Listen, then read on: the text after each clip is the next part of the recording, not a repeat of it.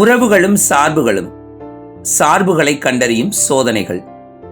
Relations and functions, tests to detect functions.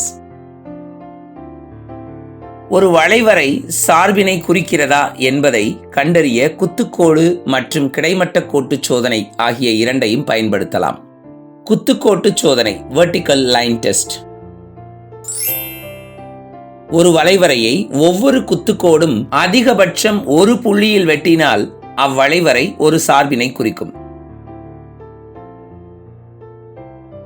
எந்த வளைவரையா இருந்தாலும் எடுத்துக்கோங்க, நீங்க எந்த இடத்துல வேணாலும் செங்குத்து கோடு வரைங்க. அந்த செங்குத்து கோடு வளைவரையை ஒரே ஒரு புள்ளியில தான் வெட்டணும். அப்படி வெட்டினா அது சார்பு. ஒன்றுக்கும் மேற்பட்ட புள்ளிகள்ல வெட்டினா அது சார்பு அல்ல, அது உறவு தான். முதல் படத்தை பாருங்க. ஒரு பரவளையம் கொடுக்கப்பட்டிருக்கு, அதுக்கு செங்குத்து கோடு வரைஞ்சிருக்கிறோம். கொடுக்கப்பட்ட வளைவரையை R என்னும் குத்துக்கோடு அதிகபட்சமாக ஒரே ஒரு முறைதான் எக்ஸில் வெட்டி செல்கிறது. இது ஒரு சார்பு.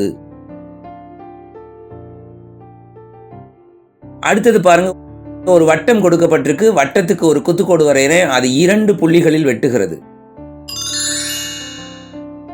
கொடுக்கப்பட்ட வளைவரையை T எனும் குத்துக்கோடு 2 புள்ளிகளில் A மற்றும் B யில் வெட்டி செல்கின்றன. எனவே இந்த வளைவரை ஒரு சார்பை குறிக்காது. கிடைமட்ட கோட்டு சோதனைன்னு ஒன்று இருக்கு, ஹரிசாண்டல் லைன் டெஸ்ட். கொடுக்கப்படும் சார்பு ஒன்றுக்கொன்றான சார்பா, 1 to 1 என கண்டறிய கிடைமட்ட கோட்டு சோதனை பயன்படுகிறது. ஒரு வளைவரை ஒன்றுக்கொன்றான சார்பை குறித்தால் ஒவ்வொரு கிடைமட்ட கோடும் அதிகபட்சம் ஒரு புள்ளியில் மட்டுமே அவ்வளைவரையை வெட்டும்.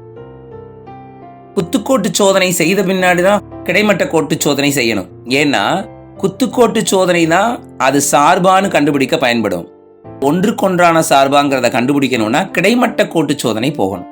கிடைமட்ட கோட்டு சோதனையிலையும் ஒரே ஒரு வெட்டும் புள்ளி தான் கிடைக்குது அப்படின்னு சொன்னா அது ஒன்றுக்கொன்றான சார்பு. ஒன்றுக்கும் மேற்பட்ட புள்ளிகள் கிடைச்சதுன்னா அது many to one, பலவற்றிற்கு ஒன்றான சார்பு. அவ்வளவுதான். முதல் படத்தை பாருங்க. பரவளையம் கொடுக்கப்பட்டிருக்கு, குத்துக்கோட்டு சோதனையிலையும் ஒரு புள்ளி தான், கிடைமட்ட கோட்டு சோதனையில ஒரு புள்ளி இல்ல 2 புள்ளிகள்ல அது வெட்டுது, YZ. அப்ப 2 புள்ளிகள்ல வெட்டுறதுனால இது ஒன்றுக்கொன்றான சார்பு அல்ல. இவ்வளைவரை ஒரு சார்பு என மேலே கண்ட சோதனையின் மூலம் தெளிவாகிறது.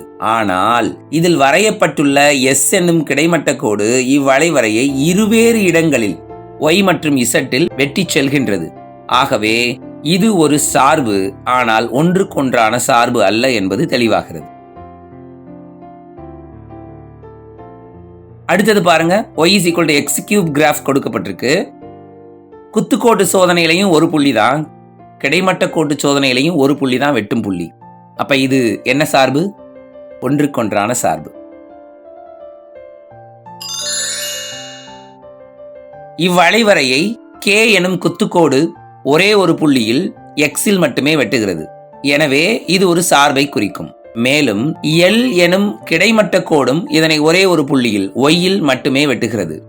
எனவே இது ஒன்றுக்கொன்றான சார்பு. புரிஞ்சுக்கிட்டீங்களா? அடுத்த வகுப்புல சந்திக்கலாமா?